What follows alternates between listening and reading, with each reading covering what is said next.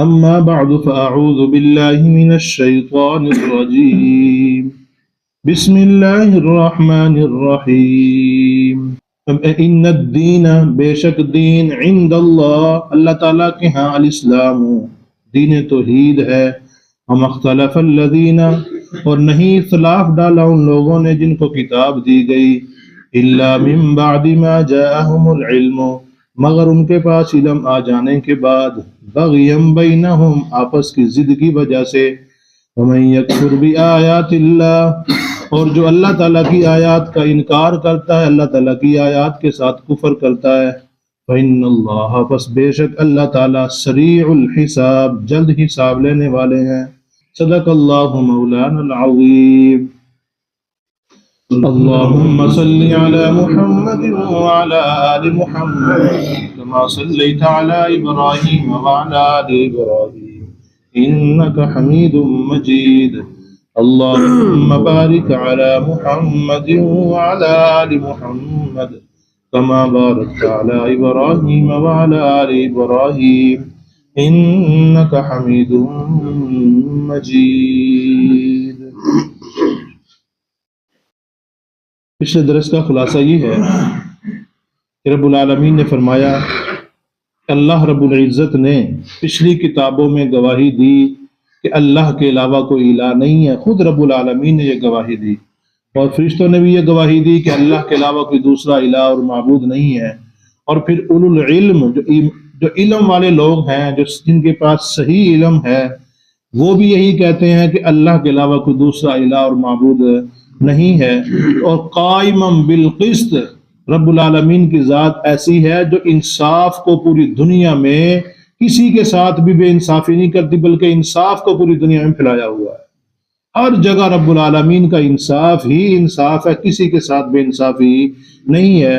آگے فرمایا کہ ان الدین عند اللہ الاسلام بے شک اللہ تعالیٰ کے ہاں جو دین مقبول دین ہے وہ اسلام. اب یہاں اسلام سے مراد یہ ہمارا جو مسلمانوں کا اسلام یہ مراد نہیں ہے بلکہ آدم علیہ السلام سے لے کے آخری نبی تک جو بھی توحید کے اوپر کاربند رہے ہیں, توحید کے اوپر اپنا ایمان پکا رکھا ہے, اس کو اسلام کہا جا سکتا ہے.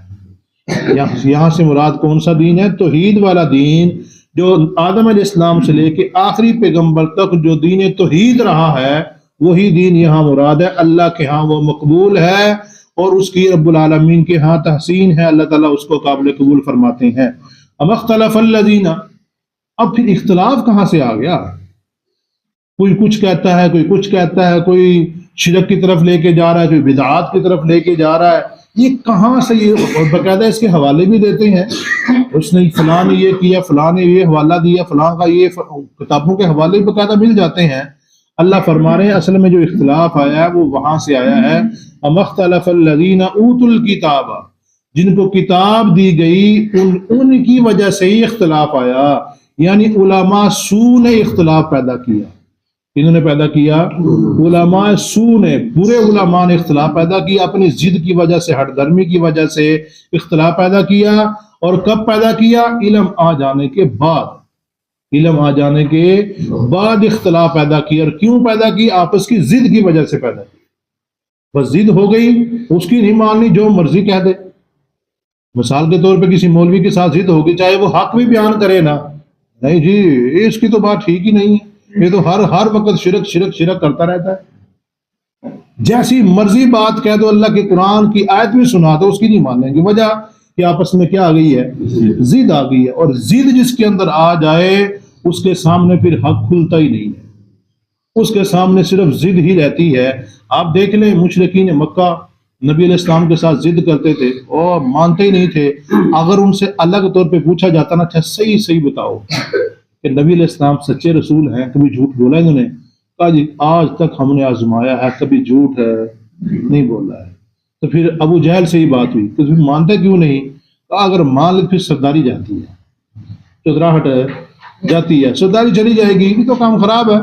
ہم چودھری بنتے ہیں تو چودراہٹ جاتی ہے اگر اس کی مان لے, وغیرہ نہ ہے بندہ سچا, کبھی جھوٹ اس نے نہیں بولا ہے. تو مطلب یہ جب انسان کے اندر ضد آ جائے تو اس کی آنکھوں کے اوپر پردہ آ جاتا ہے, اس کو کچھ بھی نظر حق آتا ہی نہیں ہے, ہر چیز اس کو اپنے اندر جیسے نظر آتی ہے. آگے فرمایا الا من بعد ما جاءهم العلم، اور آپس میں جو اختلاف پیدا ہوا اس وجہ سے ہوا کہ ان کے پاس علم آ گیا، اور بغیم بینہم، آپس کی ضد کی وجہ سے ایسے ہوا۔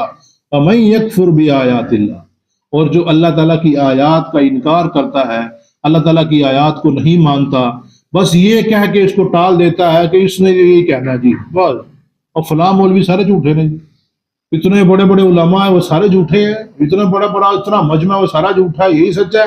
یہ نہیں دیکھنا کہ وہ بات کیا رہا ہے، بس یہ دیکھنا ہے کہ مولوی بیان کر رہا ہے، بس اس مولوی کی تردید کر رہے ہیں، یہ نہیں سمجھتے کہ یہ بات کہی کیا ہے۔ اللہ کے قرآن کے آیت کا ترجمہ کیا ہے، اس آیت کے اوپر انسان غور ہی کر لے، دیکھ ہی لے، اس کو گھر جا کے رب العالمین نے سمجھ دی ہے، عقل دی ہے، ہر کام دنیا کا اپنی عقل سے کر لیتے ہیں، کہ دین کے بارے میں تھوڑی بہت عقل استعمال کر سکتے، دین کے بارے بالکل اندھے ہو کر چلتے ہیں، کسی کے پیچھے جس کے پیچھے مرضی چل پڑتے ہیں۔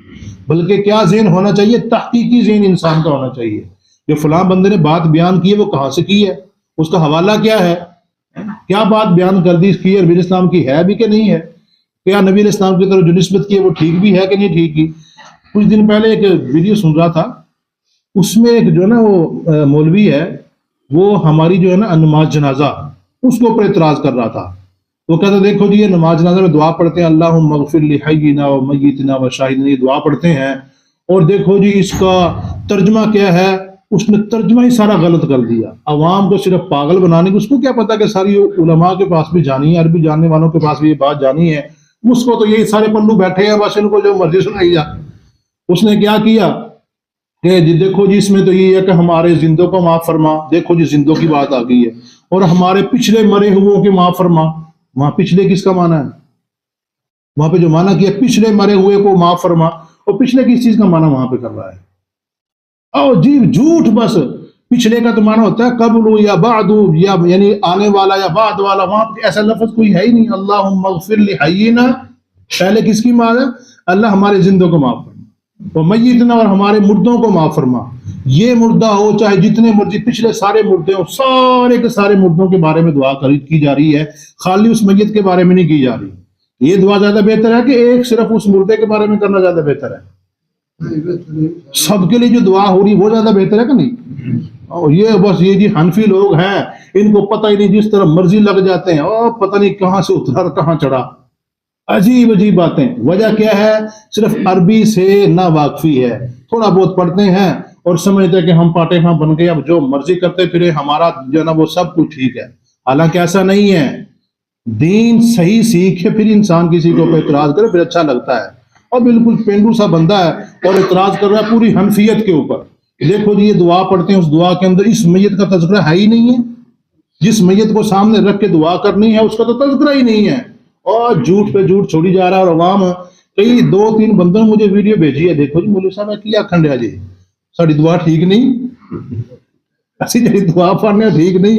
اور میں نے کہا یہ پاگل ٹھیک نہیں ہے، دعا ٹھیک ہے، آپ کس کو پتہ ہی نہیں چل رہا کیا کہنا کیا نہیں کہنا، ہوائی چھوڑی جا رہا ہے، اس پر بھی آتے نہیں ہے بیچارے کو، پچھلے کہاں کس کا معنی کر رہا ہے یہ۔ اس لیے اب دین اسلام کی طرف آنا ہو تو حق تلاش کرنا ہو تو صحیح دین ہمیں قرآن سے ملے گا یا اللہ کے نبی کے سچے فرمان سے ملے گا۔ اور دوسری بات یہاں پہ کھولتا چلو بات آ گئی ہے جنازے کی، وہاں پہ جو دعا پڑھتے ہیں وہی ضروری نہیں ہے، بے بہا دعائیں حدیث میں ملتی ہیں، کافی ساری دعائیں ہیں، جتنی دعائیں وہاں پہ آتی ہیں یاد کر کے پڑھے، کون سا منع کرتا ہے کوئی؟ صرف یہی دعا اللہم اغفر لحینا ضروری نہیں ہے، اس کے علاوہ کافی ساری دعائیں وہ بھی انسان پڑھ سکتا ہے۔ یہ ضروری کر کے یہی حنفی یہی پڑھتے ہیں اور یہی سکھاتے ہیں، وہ تو اس لیے سکھاتے ہیں کہ لوگوں کے پاس دین کے لیے وقت ہی نہیں ہے، تھوڑی بہت ایک دعا یاد کروا دے، چلو کم از کم کچھ تو پڑھنے والے وہاں پہ ہوں گے، وگرنہ دعائیں جتنی ہیں وہ ساری انسان وہاں پڑھ سکتا ہے۔ یہاں پہ وہاں پہ دعائیں پڑھنے سے کسی بھی امام نے منع نہیں فرمایا، کسی حنفی نے منع فرمایا ہے، یہ ویسے کسی کے مسئلے کو بیان کرنے کے لیے عقل کی بھی ساتھ ضرورت ہوتی ہے۔ آگے فرمایا وَمَن يَكْفُرْ بِآيَاتِ اللَّهِ، جو اللہ تعالیٰ کی آیات کا انکار کرتا ہے صرف ضد کی وجہ سے، فَإِنَّ اللَّهَ سَرِيعُ الْحِسَابِ، اللہ تعالیٰ جلد حساب لینے والے ہیں، کہ وقت آئے گا سارے کے سارے انسان اللہ کے سامنے حاضر ہوں گے، اور پھر یہ نہیں کہ ساری انسانیت اللہ کے سامنے ہوگی، کیسے حساب کتاب ہوگا؟ اللہ فرمانے فَإِنَّ اللَّهَ سَرِيعُ الْحِسَابِ، اللہ جلد حساب لینے والے ہیں۔ اور دوسرے مقام پہ آتا ہے کہ ہر بندہ اپنا حساب کتاب خود لے لے گا، چاہے وہ یہاں جس کو سیدھے الٹوں کا پتہ نہیں ہے، قرآن پاک الٹا پکڑ کے بیٹھ کے کہہ رہا ہے کہ یا اللہ تو نے یہ بھی صحیح کہا، یا اللہ تو نے یہ بھی صحیح کہا۔ میں نے خود دیکھا ایک بندے کو آیا تھا میرا، الٹا قرآن پاک پکڑ کے اور اس کے اوپر انگلی پھیر رہا ہے، یا اللہ تو نے یہ بھی صحیح کہا، یا اللہ تو نے، اللہ کو پتہ نہیں کتنا اچھا لگ رہا ہوگا الٹا قرآن پاک پکڑ کے، لیکن وہ بھی اپنا جا کے حساب کتاب وہاں دیکھ لے گا، وہ بھی اپنا حساب کتاب کرنے کے لیے کل قیامت کے دن کیا ہوگا، کافی ہوگا۔ ہر انسان کا جب نامہ اعمال سامنے آئے گا نا، ہر انسان اپنے نامہ اعمال کو دیکھ کے پڑھ لے گا، سوچ لے گا، سمجھ لے گا کہ میرا ٹھکانہ کون سا ہے، میں کیا کر کے آیا ہوں۔ اس لیے میرے بھائیوں، دنیا میں عقل سے، سوچ سے، سمجھ سے زندگی گزارنی چاہیے، دیکھنا چاہیے کون کیا کہہ رہا ہے، اور بات کو ضد کی وجہ سے دوسری طرف نہیں لے جانا چاہیے۔ اللہ پاک سے دعا اللہ مجھے توفیق نصیب فرمائے۔